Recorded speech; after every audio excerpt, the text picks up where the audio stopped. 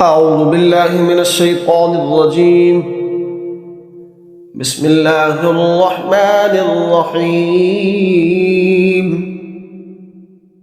اللهم صل على سيدنا ومولانا محمد صاحب التاج والمعراج والبراق والعلم، دافع البلاء والوباء والقحط والمرض والألم، اسمه مكتوب مرفوع مشفوع منقوش في اللوح والقلم، سيد العرب والعجم، جسمه مقدس معطر مطهر منثر في البيت والحرم، شمس الضحى بدر الدجى صدر العلا نور الهدى كافي المرى مصباح الظلم، جميل الشيم شفيع الأمم صاحب الجود والكرم، والله عاصمه وجبريل خادمه والبراق مركبه والمعراج سفره وسدرة المنتهى،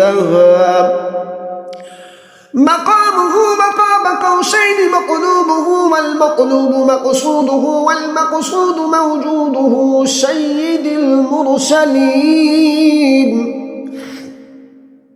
خاتم النبيين شفيع المذنبين أنيس الغريبين، رحمة للعالمين راحة العاشقين مراد المشتاقين شمس العارفين،